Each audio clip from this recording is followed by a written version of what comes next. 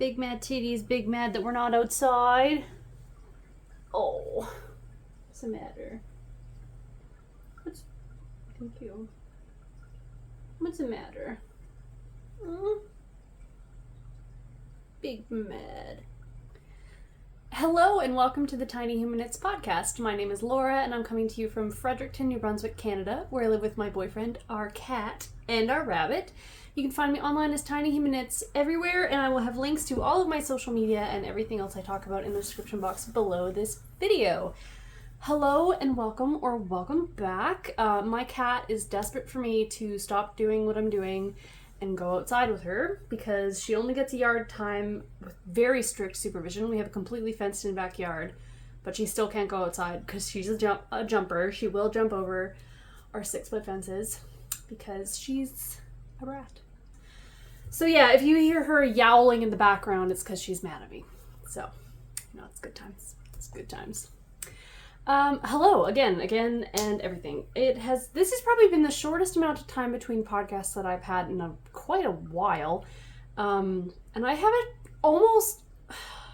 a shocking amount to show, not for like finished objects and stuff like that, but I do have 2 finished objects, neither of which are knitting. So I've been working on a lot of stuff lately. I've been kind of taking a little bit of a work break after my Nutcracker update went live. For one, I completely am out of yarn to dye, which I haven't even ordered more yet. I think I'm extending my period of, oh no, I can't do that kind of work, just to sort of enjoy the finally decent weather we're getting right now. It's not too cool, it's not too hot. So I've been doing a lot of other stuff in between that time, and I have quite a bit to show you. So first off, I'll just say again, I'm wearing my Understated by Locatelli because I think I said before, this is like, I wear it all the time. I picked out yarn to make another one, but I don't think I have enough. I have enough of the same type of yarn, but not enough of the same color, so I might have to do some like finagling or something. But I really want to make another one because it is so comfortable to wear. But that's what I'm wearing, if anyone is wondering. I will show you what I have finished in the last few weeks. One is cross stitch and one is a sewing project. So the cross stitch one, I made this as a birthday present for my friend Laura. Her birthday's in August. This is the first birthday present I finished on time. I'm very proud of myself. But I made this for her birthday. Her favorite film is... Okay, I don't think she watches this. I highly doubt she watches this. But just in case, stop watching. Her favorite film is Princess Bride. And whenever...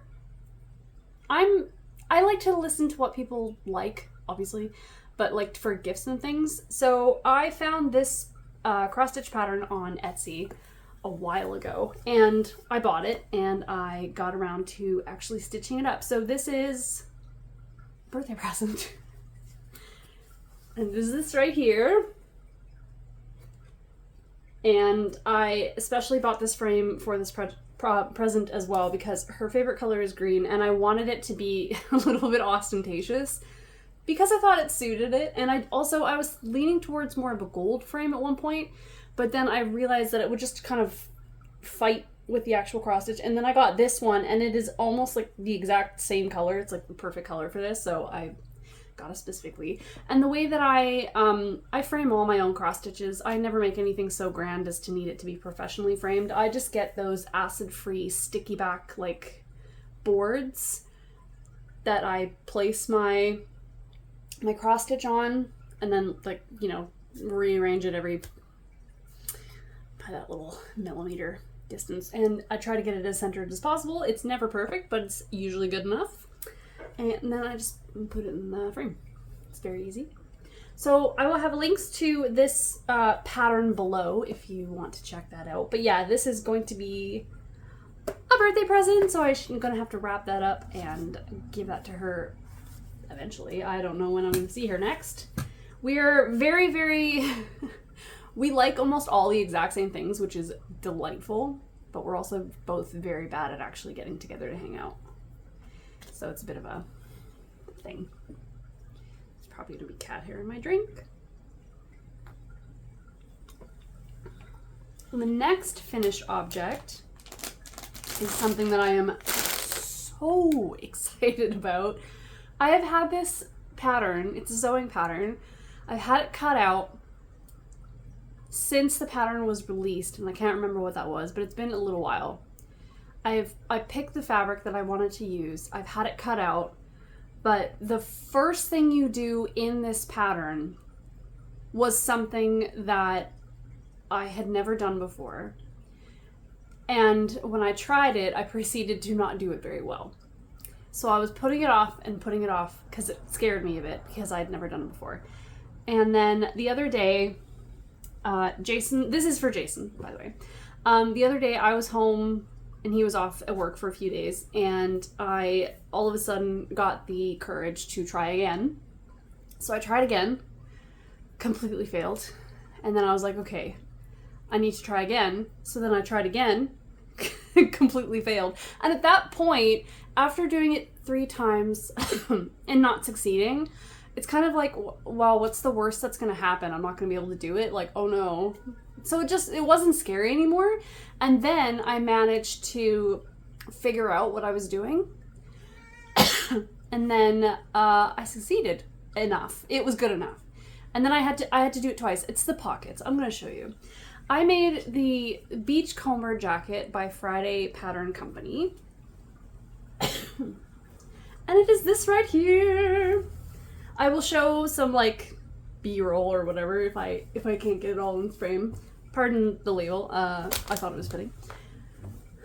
I'm so excited. So the thing that was holding me up it has these welt pockets. Let me take it off the hanger. It has these welt pockets. They're fully encased in the lining as well, so you can't actually see that, but it's a pocket bag, and then you have a welt. And the way they did it, I'd seen videos of other ways you can do it, and to be perfectly honest, they seem easier than what this was. And also this is a corduroy fabric, and the lining is this beautiful flannel, so it's very thick, hard to maneuver. So I'm actually kind of glad that I did it with such like unruly fabric for what it is, because now if I try it with anything else, it should be easy, I hope. But yeah, like the way you do this was a little complicated. I'm pretty sure this was my first one because it's a little bit crooked. But like, I finally got it. Immediately did the other one because I was like, okay, I know what I'm doing now. And yeah, this one is definitely the second one I did because it's a lot neater. Not that you can really see, because I noticed that as soon as I was like, when the jacket is finished, you can't even see these. Like when you're wearing them, they don't stand out. They don't do anything. They're almost invisible, but they're also lined with the same lining. Anyway, I am so happy with this jacket. So yeah, the corduroy, this whole thing kind of came about because I don't know where I got the idea from. So I had this corduroy in my fabric stash, and I didn't like the color of it, so I got a bottle of fabric dye, just the Rit fabric dye, and I dyed it, and it turned out such a glorious color. Not this color, unfortunately. I wasn't able to recreate it. I do have it here, though. I can show you. It came out this green, and I love it so much. So I didn't have enough fabric to dye anymore. Like this was like an indiscriminate amount of fabric that I had. I didn't even remember how much I had.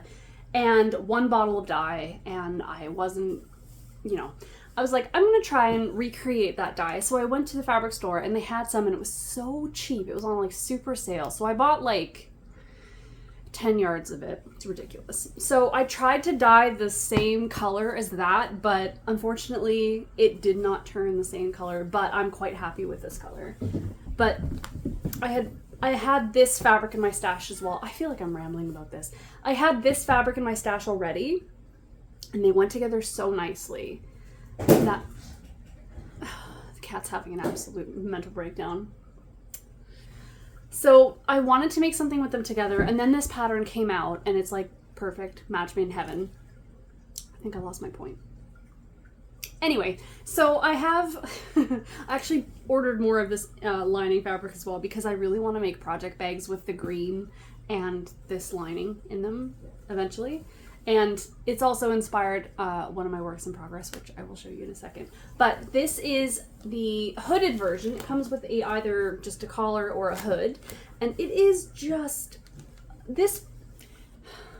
I enjoyed making this so much. After the pockets, I knew that I would know how to do everything else because I've made quite a few like button-up shirts, flannel shirts for Jason. So I knew it wasn't going to be hard, but this pattern, it was so nice. It comes together so beautifully. It's fully lined. All of your edges are encased. Yes, honey. She's furious. The only bit of hand stitching, which you wouldn't even have to do if you didn't want to, is I hand stitch the lining of the sleeve to the cuff, and it's an elasticated cuff, so there's nothing. To be perfectly honest, it was probably easier than making the button-ups, besides the fact that the thickness of the fabric together made it a little bit cumbersome, because the button-up shirts that I make, they have a cuffed, I just said it, cuff.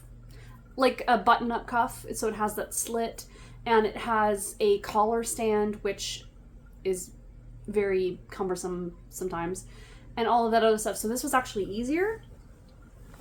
Oh, I love it so much. It has given me more satisfaction than a lot of things that I've made lately. And I was talking to Jason about it, and I think it might be because it's the first project I've made in a long time that is actually cheaper to do yourself. Like, all the materials didn't cost that much. It's just my own personal time. But the only thing that needs doing left is I want to put snap buttons along the front, which I can do it anytime in the next 2 months, really, because Jason won't be able to wear it because he's heat sensitive and it's too warm for him to wear it anyway, so. What to say? It's a hand-dyed corduroy that I bought for super cheap at Fabricville, and then the lining is my favorite Robert Kaufman Mammoth flannel. If you are looking for a flannel to use for anything, that is my favorite. It's so soft. It's so easy to sew with. Cuts beautifully, irons beautifully. It's so delightful. I love it. I have enough corduroy to make 2 more at least. One, I dyed this beautiful like teddy bear brown, and I have lining picked out for it already. So I might make another one. Oh, it's beautiful. I love it so much. I love it so much. The hood is a beautiful shape, and yeah, I love it. I love it. I was wearing it after I finished making it, just around the house, basically sitting in front of the cool air just to wear a coat. It's so comfortable. I want to make one for myself, and I might just make it the exact same size just because I'm imagining this like oversized jacket, long sleeves, over top a like cream cabled sweater. You know, things. And yeah, it's I love it. Oh, I love it so much. I love it so much. I love it so much, in fact, that I dyed yarn in these colors. Technically the color that I dyed it more like this color because I had an idea. So we'll move on to whips. And my first one is probably my favorite one. So I have a package of the mohair that I dyed. I dyed a 100-gram skein and a 50-gram skein of each color in mohair, and this is the colors.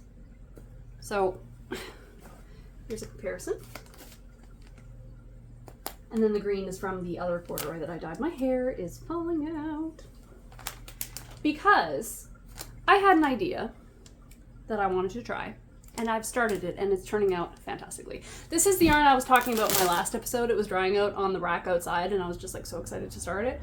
I was looking online for a kind of pattern that I could use this for, and I had already kind of had an idea, and it has worked out. So I saw, or I had in mind, the Kai Fella sweater by, let me see, Knitwits and Yarn. I cannot remember his name. I think he's from Australia. He's got a couple sweater patterns that are, Kitty, can you please not do that? Stop it. Get out of here. That are intarsia sort of sweaters. Kitty, hello? And I thought this would be perfect for what I need, and it actually works out so well because his pattern for the sweater is, I'll put a picture up here. It's 5x5, and I have the green I dyed for hem, cuff, and collar, and then I have 5 colors of each, so I can use it perfectly. So I cast on, and this is the most annoying sweater I think I've ever knit in my life, purely because of how I've started it. So I'm basing it off, so I cut part of the fabric out, so it's a 5x5. Kitty, please be careful. So this is what the sort of design is. So I'll show you. It's so cumbersome. I'm gonna make such a mess of it. Here is what I have so far.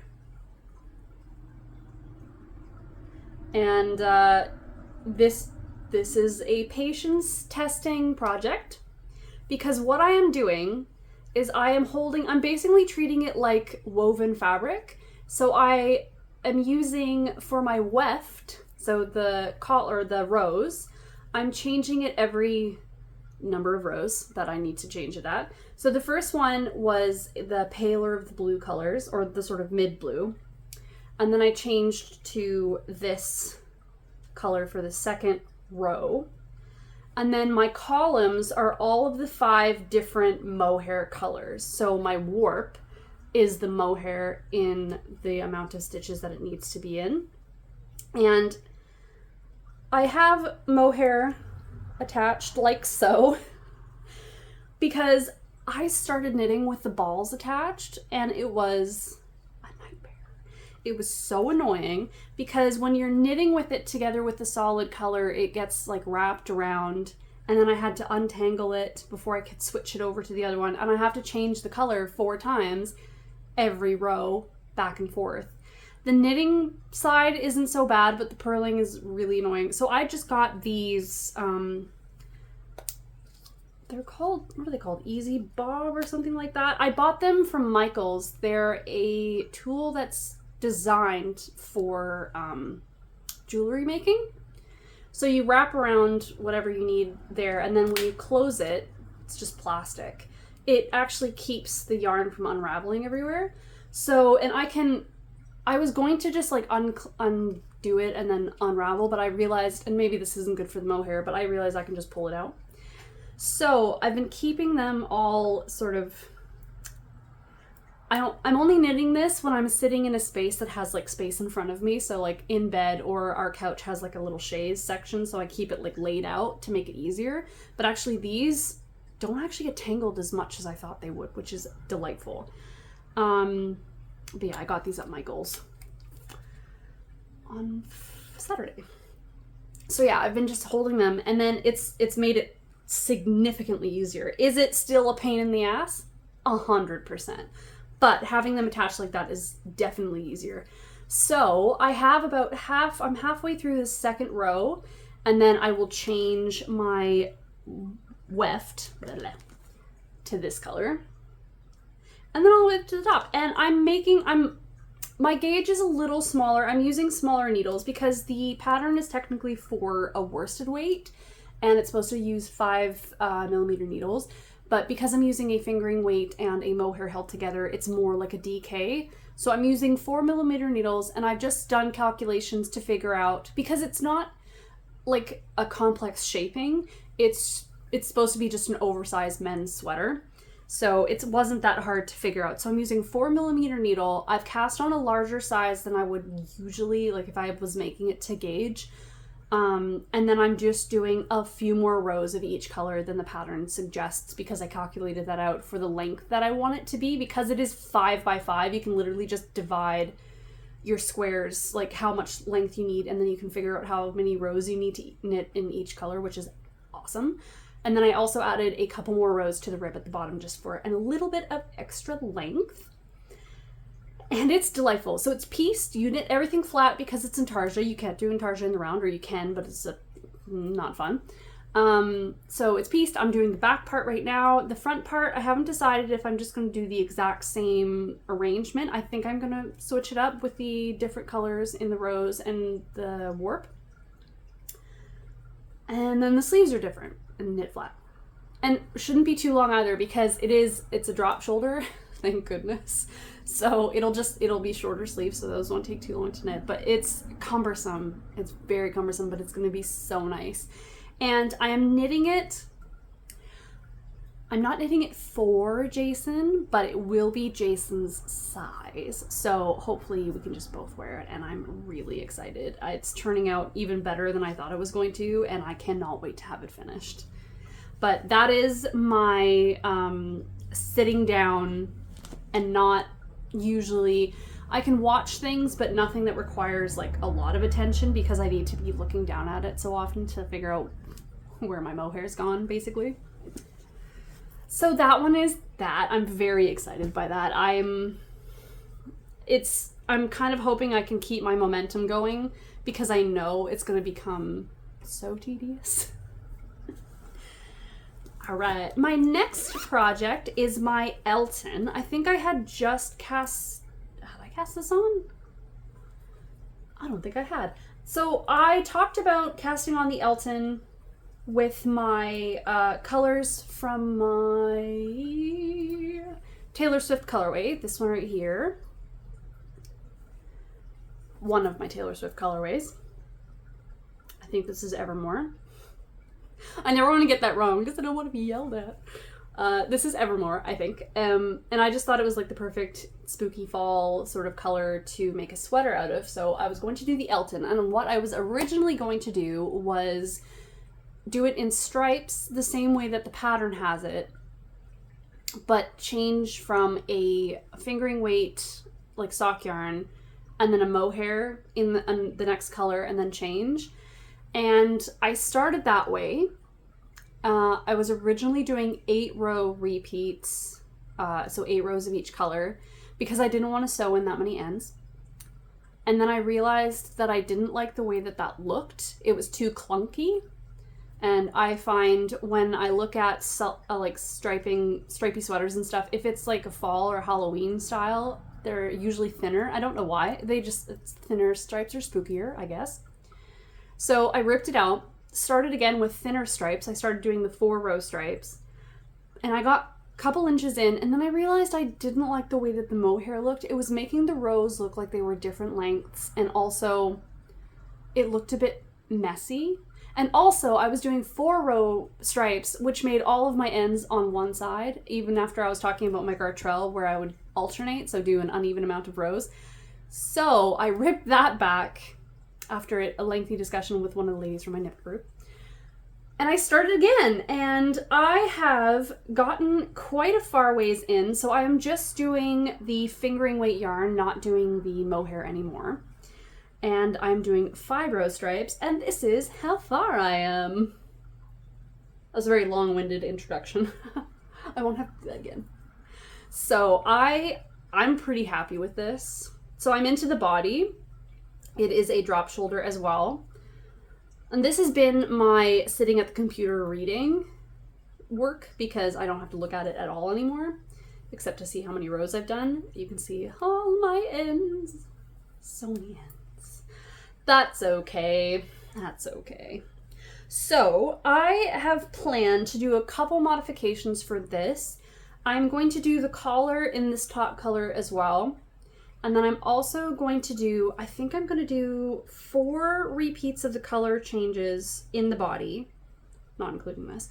So 4 repeats, and then I'm going to do a longer ribbing at the bottom than the pattern calls for, and I'm going to do it in this color as well.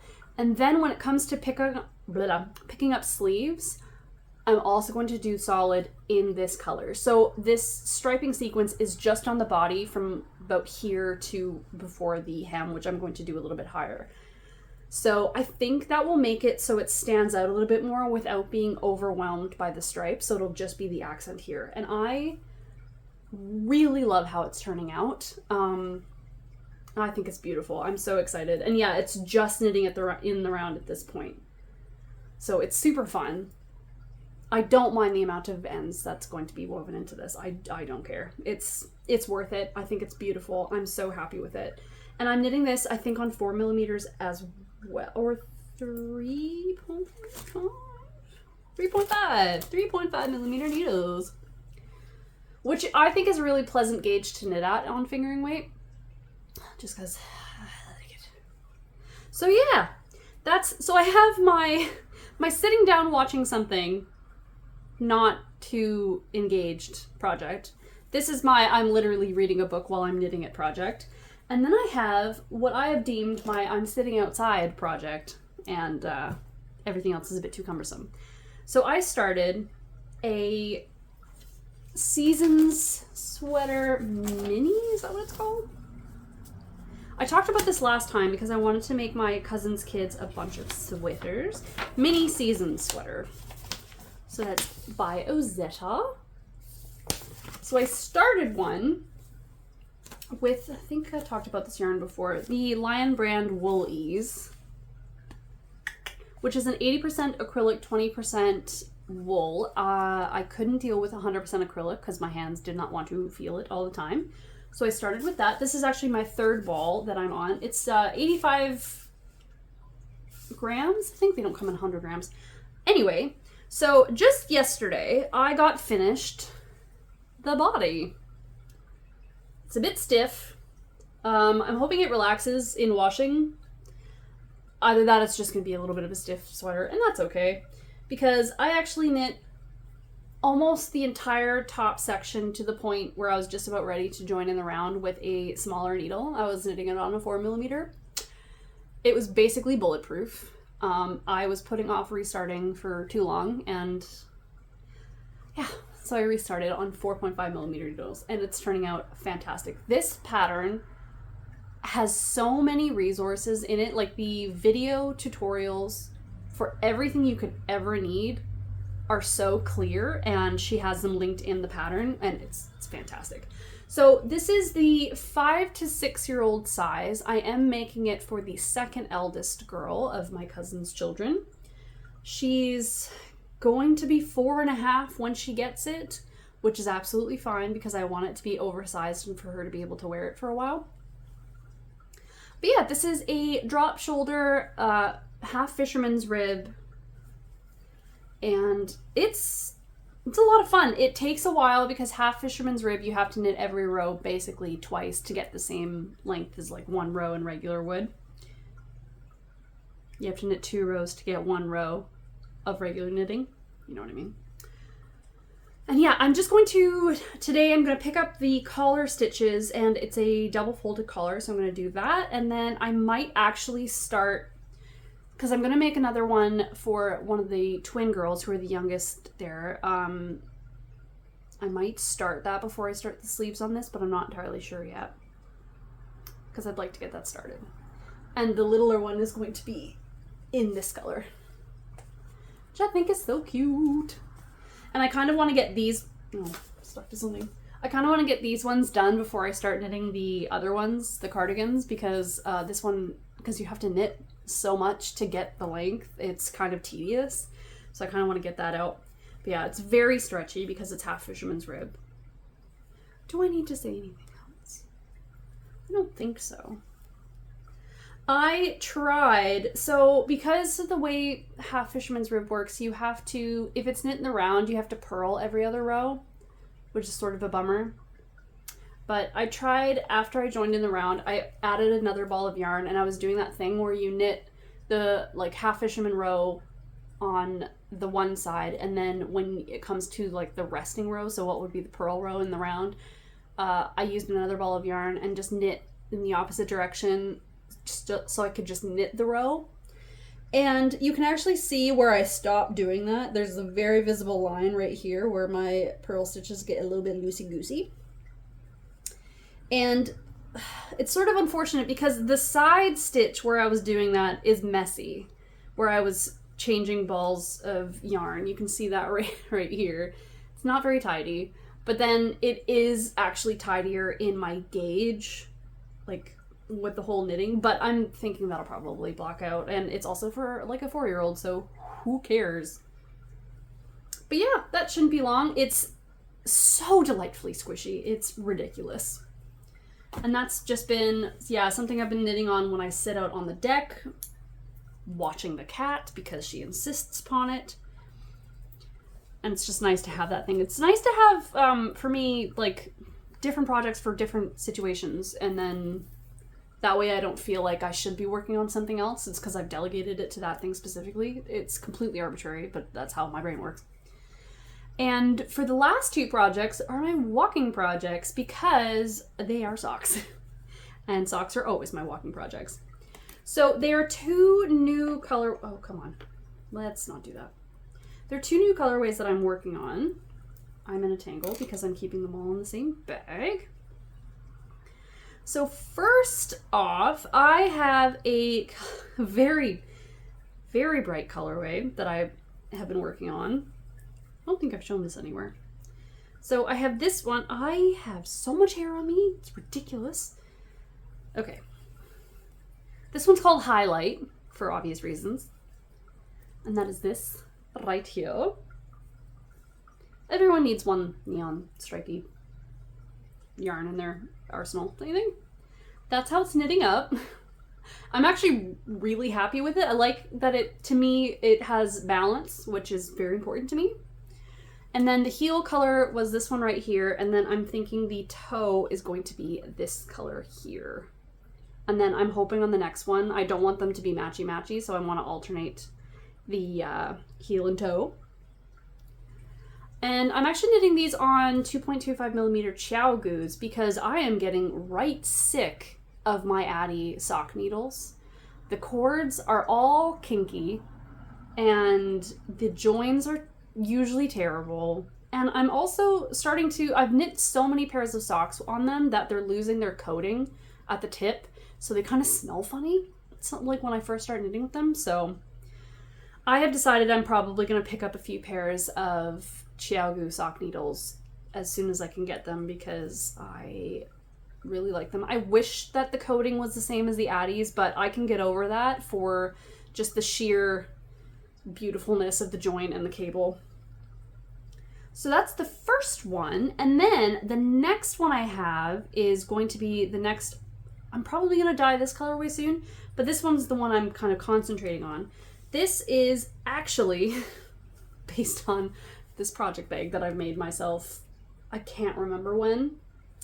This is it's a Moda fabric. It was a honey bun, which is a tiny jelly roll. It's just strips of fabric that are wound up into a little cake. Lost my train of thought. So yeah, I made this for myself a long time ago, and I was looking specifically at this right here, and just like this one here, and I dyed this colorway. It's very lumpy because that's how all of my socks turn out before I block them. I'm a very lumpy sock knitter. So I'm just working on the second one right now, and another thing I'm working on right now is I'm making more of these project bags because I found a couple of the honey buns, the strips of fabric rolls, on eBay, which I don't think I've ever shopped from eBay before, but I couldn't find it anywhere. They've sort of stopped printing that fabric line. They're on to new and better things or whatever. So I got 2 rolls and I'm making more project bags out of that. So I'll have those project bags and this colorway in the shop probably next. So I've just got the second sock started. And like I mentioned in my last episode, I am starting to do my sock samples with 64 stitches because I want to be able to give them to a wider variety of people. And this is a size that I have a lot of people that I know that could wear them. So it's 64 stitches, and then I do 12. It seems like that's what I'm doing on all of my sock samples. I do 12 stripes before I put in a heel flap and gusset. And then I do this, it won't mean anything to anybody else, but I do 85 rows for my 64 stitch socks from the bottom of, like, from the end of your heel turn to right before you have to start doing the toe decreases. And then I just do a wedge toe. But yeah, sock. Those will be my next ones. Yeah, I have another one too, but it's like a Christmassy sort of color, so I'm not gonna bother with that. I usually have like 4 or 5 pairs of socks going at the same time. But that is everything. Well, not everything. I've got a couple cross stitches that I'm working on, and I want to sew a couple more garments. But yeah, that is basically all I've got going on. And then I need to order more berry yarn. I probably will tomorrow, so that I can dye up some of that goldenrod colorway. Because I really like it. It's fun. And I also have 2 other colorways that I dyed the initial samples for, and I didn't like them enough, but I couldn't dye more because I have no more yarn left, so I can't do like more samples. Hopefully I still remember how to, hopefully I wrote them down. I have a very bad habit of not writing things down. But that is everything that I'm working on at the moment. So I hopefully will be able to keep this momentum going for the next little while and not just bury myself in work again and then not have anything to show. Because I'm really excited about all of these things that I'm working on, and it's really fun to be in that position. So I will hopefully have a wonderful update for you in a few weeks, and I will see you next time. Bye! Biggest baby titty. You're such a big baby titties. Oh, yes you are. Yes you are. You are big baby titties. Yeah. Look at that little guy. You're such a big baby titties. I can't have my whole podcast be just me patting you. That's not very interesting. No.